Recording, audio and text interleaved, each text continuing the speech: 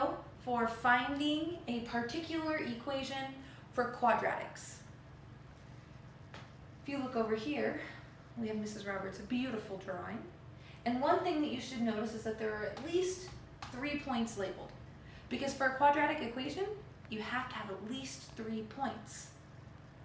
Just like with linears, our first step is to identify what is our most basic quadratic equation. What is our general equation?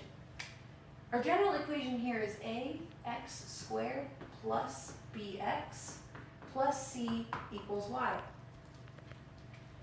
We have x's and y's. And in the case of this, we have 3 unknowns. We don't know a, we don't know b, and we don't know c. And so we are going to need to set up a system of equations to solve for a, b, and c.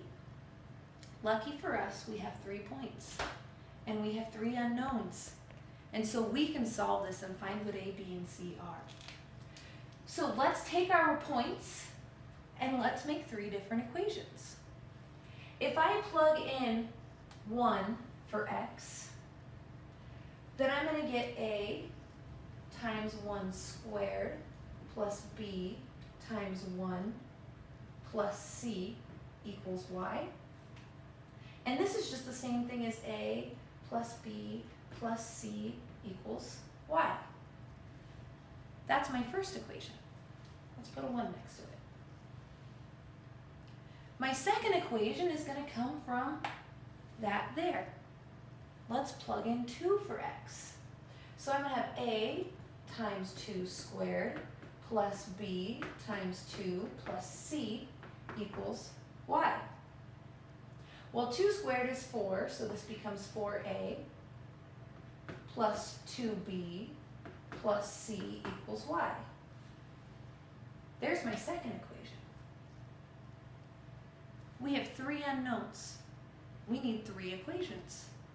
Oh look, I have 1 more point to use. Woohoo! I can make that third equation.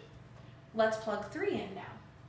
So we have a times 3 squared plus b times 3 plus c equals y. Well, 3 squared is 9, so I have 9a plus 3b plus c equals y. There's my third equation. That's my third equation. I have 3 equations, I have 3 unknowns. We can solve this. Let's write these a little bit prettier. I'll write them over here. And we're going to write it in a brace. So my first equation is a plus b plus c equals y. My second equation is 4a plus 2b plus c equals y. And my third equation is 9a plus 3b plus c equals, these don't equal y. These equal what these actually are. That's important. 7, 10, and 11. And those came from the y values here. Which means that over here, this equals 7, this equals 10, and this equals 11. That is important in solving these. So we wrote them a little bit prettier there. So I'm going to erase this now so that we can set up a matrix. We could solve this using elimination, but it's going to take a lot of steps because we have 3 different unknowns. You're going to have to eliminate one of them. Then you're going to have to use that and eliminate another one. And then you're going to have to use that and you're going to have to plug it in. And then you're going to have to use that and plug it in. And it is a lot of steps and it gets really ugly really fast. And that's why knowing matrices is good. So I'm going to erase this part so we can set up our matrix. What we have now is 4 columns, A, B, C, and the answer. We have an A column, a B column, a C column, and the answer. And we have 3 rows because we have 3 different equations. And so when I set up my matrix, I'm going to have 1, 2, 3, 4, and 1, 2, 3. Let's look at our coefficients. My coefficient of A is 1 because 1 times A gives us A. My coefficient of B is 1 My coefficient of C is 1, and my answer is 7. We're going to do that for the next row. 4 is my coefficient, and then 2, and then 1, and then 10. And finally, for my third one, I have 9, 3, 1, and 11. My matrix is set up. We can now use our calculator and solve it. So when you use your calculator, you're going to want to go into the matrix menu. To get in there, second, and then this is x inverse.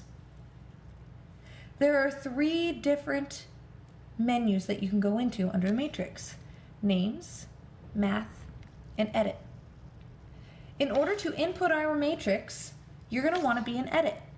It does not matter which one you select because you are about to create the matrix that you need. So I'm going to hit enter on A. Now, what I found out when I created this matrix was that I had 3 rows and I had 4 columns.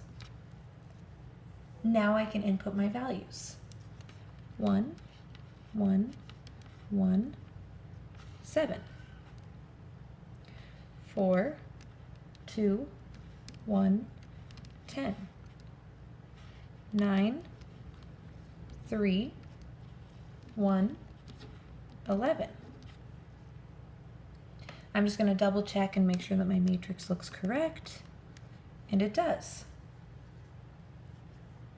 So now what I'm going to do is I'm going to quit out of this menu. That brings me back to my basic screen. Now I'm ready to do math. In order to solve this, I need to go back into that matrix menu, go over to math, and I'm going to scroll all the way down until I find RREF. That's a row reduction. This is my row reduction. Then I need to go back into the matrix menu and import this matrix. When I hit enter, it solves it. A is -1, B is 6, C is 2. A is -1, B is 6, C is 2. That's what the row reduction showed us. Now all we have to do is plug it back into the basic formula, and we have our particular equation. So we have -x² plus 6x plus 2 equals y. There is our particular solution. Hope that was helpful.